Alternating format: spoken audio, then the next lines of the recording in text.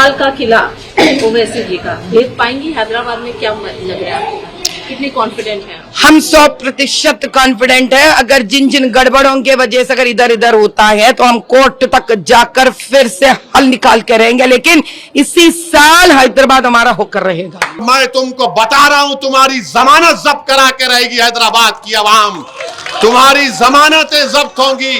और इंशाअल्लाह ताला मैं जो हैदराबाद के आज के इस माहौल को देख रहा हूं, मैं यकीनन बड़ी जिम्मेदारी के साथ कह सकता हूं कि हैदराबाद की आवाम ने तय कर लिया कि हैदराबाद में पतंग और तेलंगाना में बीजेपी खत्म।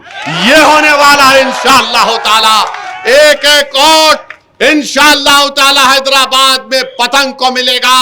अरे तीर चलाने वालों, तुम तीर चला लो, कुछ भी चला लो, अब यहां का हिंदू, दलित और आदिवासी तुम्हारे इन बातों में आने वाला नहीं है। वो देख चुका है कि कौन उनके लिए काम करता है। हां, तुम्हारे इशारों पर कठपुतलियां आएंगी, तुम्हारे दौलत पर हमारे इत्तेहाद को कमजोर करने के लिए लोग आएंगे, मगर ये जो माहौल हैदराबाद की पार्लियामेंट का सीट का है, अब वो इन तमाम बातों को कबूल नहीं करेगा। वो जरूर तुमको देखेगा, तुमको सुनेगा, मगर दिल में बोलेगा ये यजीदी है, ये इब्ने मलजम है, ये नमरूद और वक्त के फिरौन का साथी है, ये हमारे इत्तेहाद का दुश्मन है, ये टीपू सुल्तान के कातिलों का साथी है, ये सिराजुद्दौला के कातिलों का साथी है। हमको अपने इस आइन को बचाना है। हैदराबाद में क्या रहेगा? सिर्फ पतंग रहेगी। हैदराबाद में सिर्फ क्या रहेगा? पतंग रहेगी। और तेलंगाना से बीजेपी, जो बीजेपी और आरएसएस हमारी तहजीब और तमद्दुन के खिलाफ है, जो हमारी बच्चियों के सर पर जो हिजाब या नकाब या चादर पहनती है उसको निकालना चाहती है, हम उसके खिलाफ मल्ले उम्मीदवार के खिलाफ वोट देंगे जो हमारी इबादत गाहों पर तीर चलाने का काम करना चाहती है। हम तीर चलाने वालों को वोट नहीं देंगे, हम मोहब्बत बरसाने वालों का साथ देंगे। हम इबादत गाहों को नुकसान पहुंचाने वालों का साथ नहीं देंगे, हम इबादत गाहों की हिफाजत करने वालों का साथ देंगे। तो मेरे अजीज़ दोस्तों और बुज़ुर्गों, मेरी आपसे ये अदबन गुजारिश है कि 13 तारीख के दिन हमको और आपको एक तारीख रकम करना है। हाँ, बहुत से लोग आएंगे जो हमारे ही सफ़ों से उठकर आएंगे और उनका मकसद एक ही है कि एक बिल्किस बानो नहीं बल्कि कई बिल्किस बानों से नाइंसाफ़ी हो जाए। उनका मकसद एक ही है कि CAA कानून के तहत हमसे हमारी शहरियत को छीन कर हमको अपनी शहरियत साबित करने के लिए कोर्ट कचहरी के चक्कर काटना पड़े। ऐसे लोग भी आएंगे जो हमारे हिजाब छीनने वालों के काम में आसानी पैदा करना चाहेंगे। ऐसी ताकतें ज़रूर हैं और आएंगे। जो लोग हमारी इबादत गाह पर तीर फेंकने का काम कर रहे हैं, वो चाहते हैं कि तीर नहीं बल्कि और कुछ फेंका जाए। वो हमारे इत्तेहाद के दुश्मन हैं, वो इंतशार पैदा करना चाहते हैं। ऐसे लोग भी हैं जो सिर्फ अपनी अनानियत को सामने रखकर 65 साल की हमारी इज्तिमाई मेहनत और जुस्तजू को ख़त्म करना चाहते हैं। मेरे अजीज़ दोस्तों और बुज़ुर्गों, मजलिस इत्तेहादुल मुस्लिमीन आपकी सियासी जमात है। मजलिस इत्तेहादुल मुस्लिमीन ने कई नशीब व फराज को देखा और मजलिस ने हुकूमतों से टकराया। कौन है जो पूरी पार्लियामेंट में CAA के कानून को फाड़ कर रख दिया? कौन है जिसने ट्रिपल तलाक जैसे गलत कानून को जो बनाया गया, जो मुस्लिम ख़वातीन के ख़िलाफ़ बनाया गया, उस कानून के ख़िलाफ़ 3 मरतबा आइन को सामने रख कर दलाइल की बुनियाद पर हुकूमत को झूठा साबित कर दिया। मेरे अजीज़ दोस्तों और बुज़ुर्गों, भारत की पार्लियामेंट में कौन है जो गरीब और मजलूमों की एक आवाज़ को उठा सके? कौन है जिसने UAPA के उस काले कानून के ख़िलाफ़ ना सिर्फ अपनी आवाज़ उठाई बल्कि उस काले कानून को आइन के दलाइल देकर राइट टू इक्वालिटी के नाम पर उसकी धज्जियां उड़ा दी गई।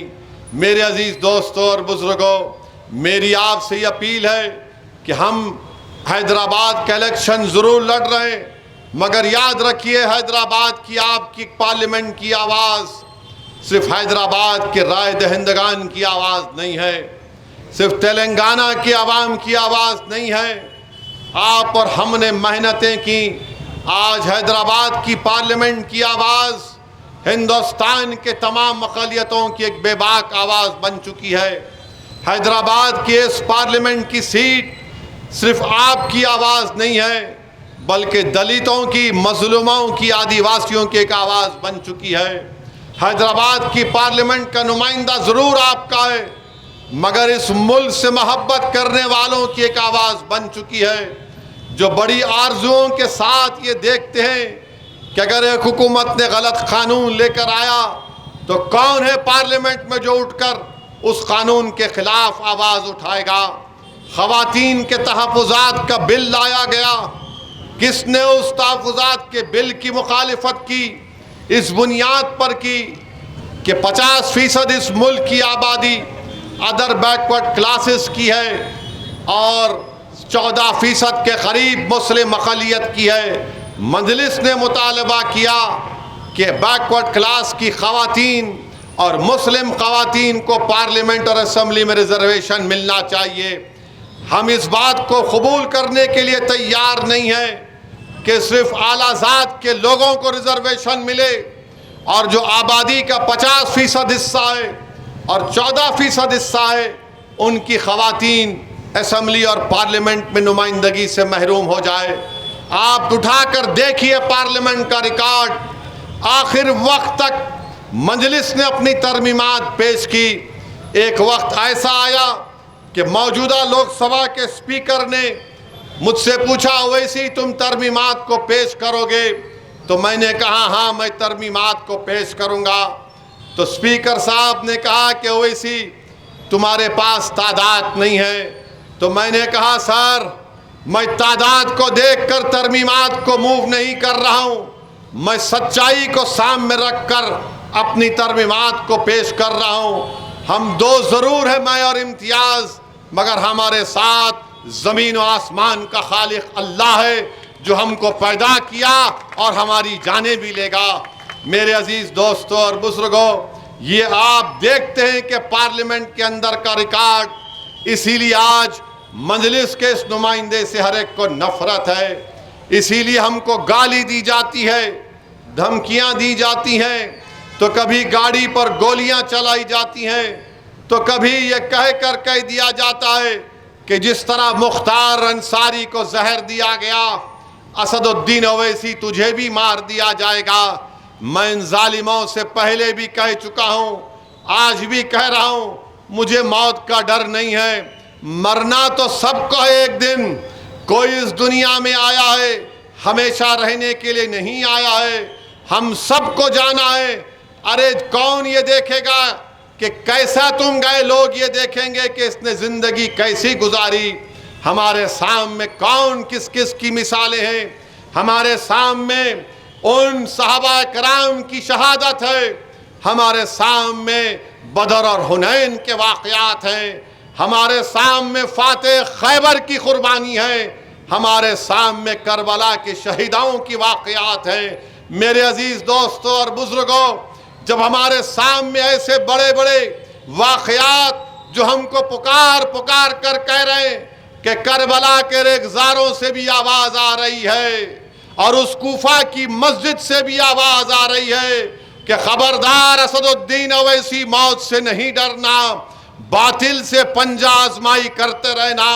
मौत से डरने वाले वो लोग हैं जो शैतान से समझौता कर लेते हैं, मौत से डरने वाले लोग हैं जो इब्ने मलजम के जानशीन हैं, मौत से समझौता करने वाले वो लोग हैं जो यजीद को मानने वाले हैं।